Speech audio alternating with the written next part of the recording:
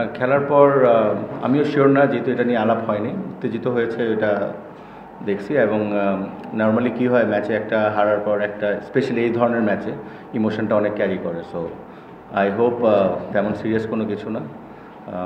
নিশ্চয়ই কিছু একটা বলা হয়েছে যেটা হয়তো রিয়াকশান ছিল, বাট আমার মনে হয় তেমন কোনো সিরিয়াস কিছু না।